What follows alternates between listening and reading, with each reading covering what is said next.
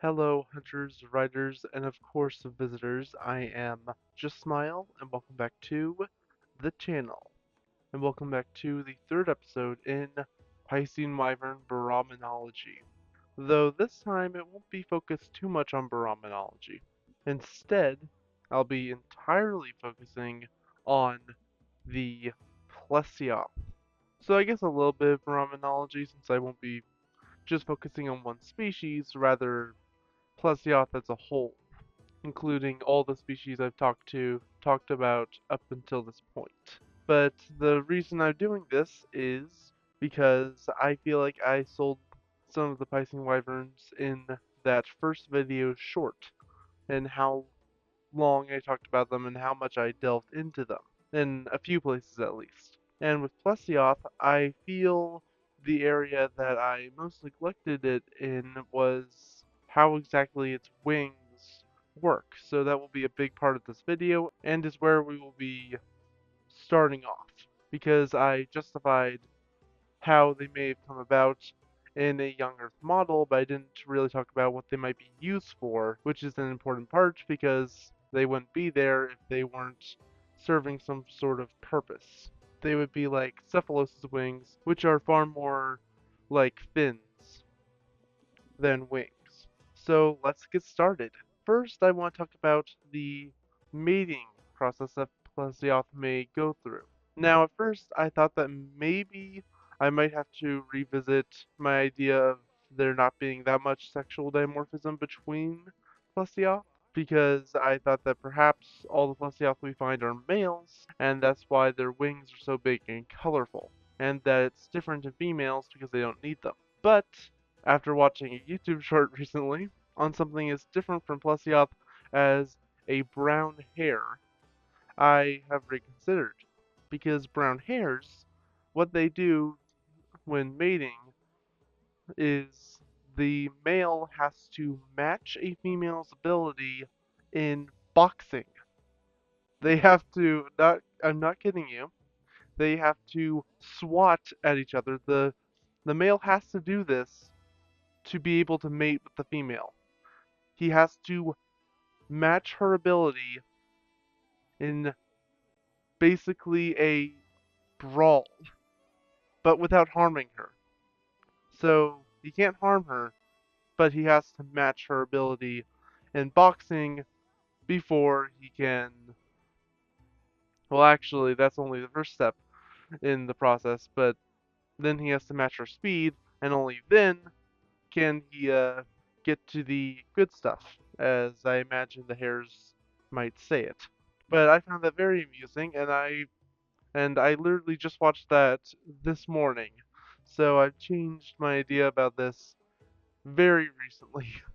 So now what I think is that there's not that much sexual dimorphism between male and female Plesioth, but I think that the males have to sort of do a dance with the females almost, kind of like the boxing of the hares, or if you know How to Train Your Dragon, to go into a different franchise real quick, uh, how the Fury dragons, the Night Fury, Light Fury, all that stuff, they do a dance when mating with their wings flapping about, so kind of like that, and the male has to, I imagine, match the female's dances. This could happen on land or in water. It would actually be kind of interesting if it happened on land because it would give Plesioth another reason to come on land besides hunting a particular thing that might want to hunt. And Plesioth, actually, their main hunting strategy for land things is actually more similar to a crocodile, so it would give them a reason to go on land. I didn't actually think about that till just now.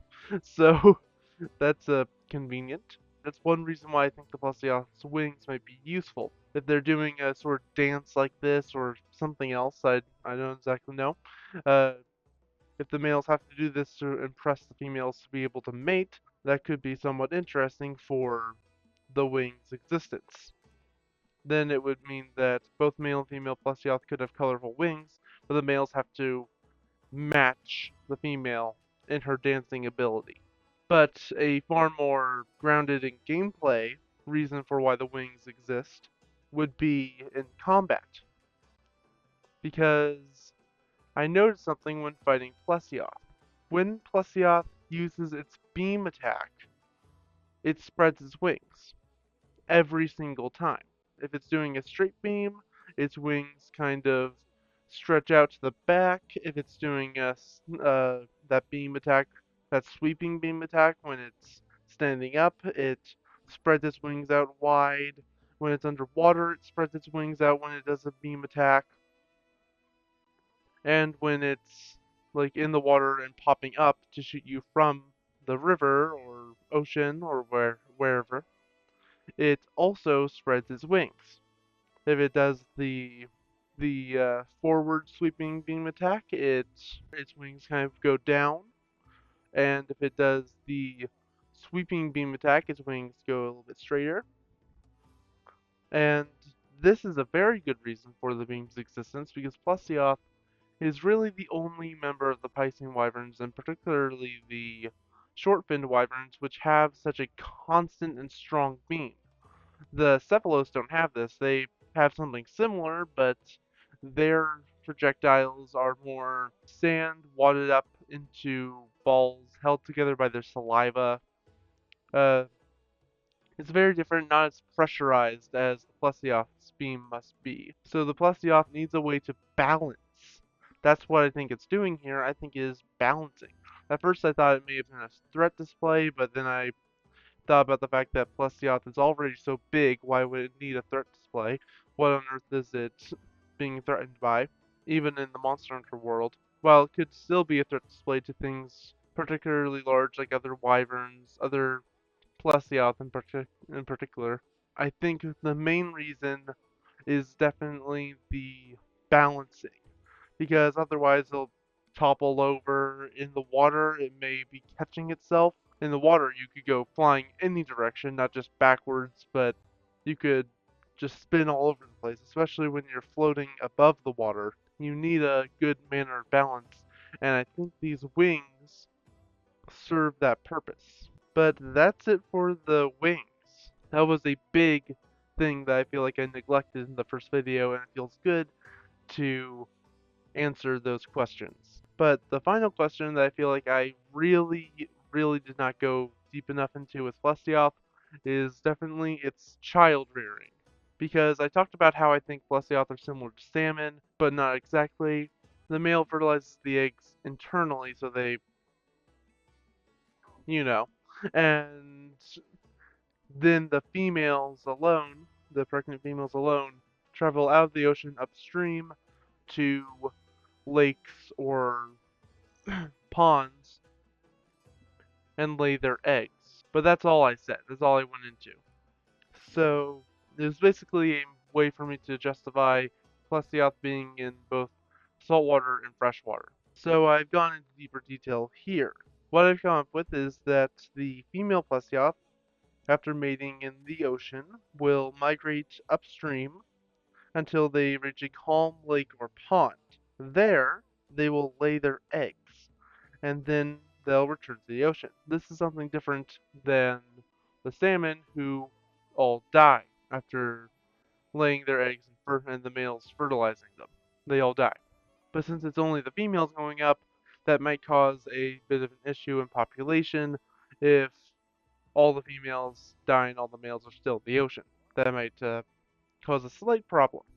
You could say that there's a bias in Plesioth for females, so the males don't go run rampant and the females don't go extinct, but I'm still on the fence about that one.